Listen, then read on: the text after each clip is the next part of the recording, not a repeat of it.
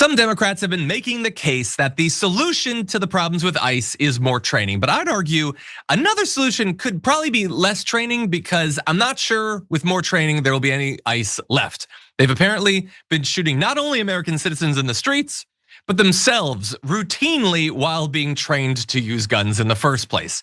3 federal immigration agents apparently accidentally shot themselves in the leg during routine training exercises within just 2 days last year, according to internal documents reviewed by Newsweek. A 4th incident involved an accidental taser discharge inside an immigration and customs enforcement office. Thank God they haven't been given tanks yet. But anyway, all 3 gun discharges apparently occurred as agents were holstering their weapons and resulted in them shooting themselves in the leg, non-fatally in all of the cases, thankfully. The taser was sent into a carpet as an agent was inspecting it for the first time. Okay, so here's the thing. It is possible to accidentally fire a gun. That is the unfortunate thing about guns. It's possible to do it even just when you're holstering it or unholstering it, which is why generally you want to limit that as much as possible. So when ICE is in the streets routinely just taking their gun out because someone was sassy to them from their car, that increases the risk not only of that person being shot, that has unfortunately been demonstrated in Minnesota, but then even once they go to put it back, they might shoot themselves in the nuts. So for the best interest of everybody, can they just stop drawing their gun? I would go further and say they shouldn't have guns in the first place. I pointed out recently that despite the fact that we keep being told about the threats to ICE, the only ones who evidently are shooting ICE are ICE. So protect ICE by disarming ICE. That's my strategy, Tehran. What do you think? I think that we should all recognize the fact that you said, thank goodness they don't have tanks. That's one of the highlighted jokes of this segment and or possibly this week. That was absolutely brilliant. As a comedian, I would just like to say thank you for saying that and putting that in perspective. That was just brilliant. They are shooting themselves. The last time I heard about someone doing this was actually in the movie 8 Mile, when Eminem's friend shot himself in the leg and he rapped about it. So maybe if we have an ICE agent go on stage and then talk about that before we can talk about it, they'll win this rap battle they think they are having with every immigrant in this country, illegal or not.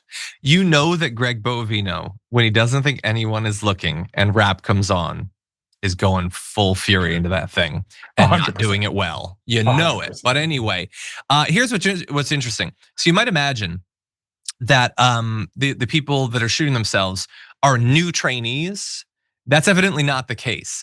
Apparently, retired ICE Deputy Field Officer Director for Enforcement and Removal Operations in New York, who needs to get a much shorter title, Scott Machowski, cautioned against framing the recent incidents as evidence of slipping standards tied to DHS's hiring surge.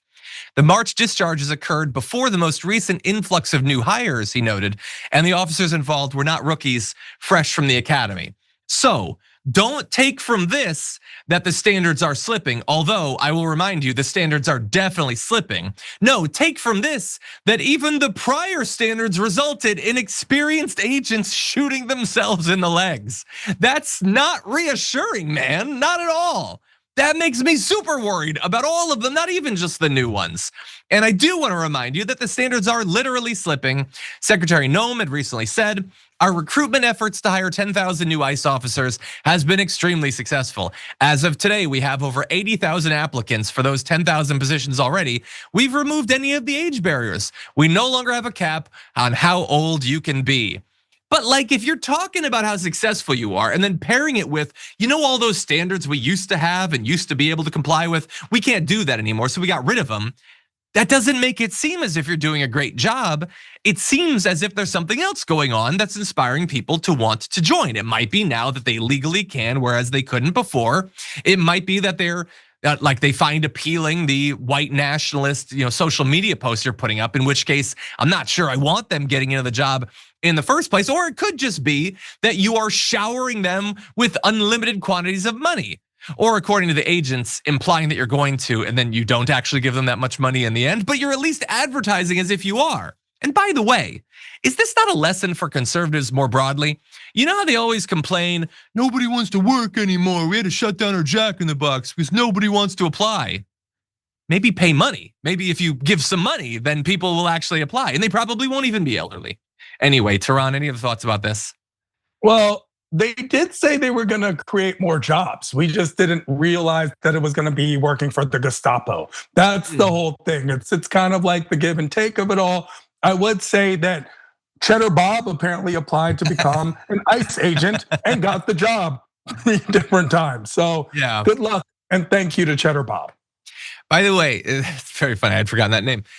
So they're accidentally shooting themselves. It could be worse. I just want to remind everyone as we close this out that Kristi Noem was once doing one of her stupid cosplay things or whatever, and she was pictured with her finger on the trigger, pointing a gun at the agent next to his head. Like that could have ended really badly. Now, I'm not inspiring that, implying that she would have wanted to kill him. He was a human, not a dog, but it could still accidentally happen, and that would be a tragedy.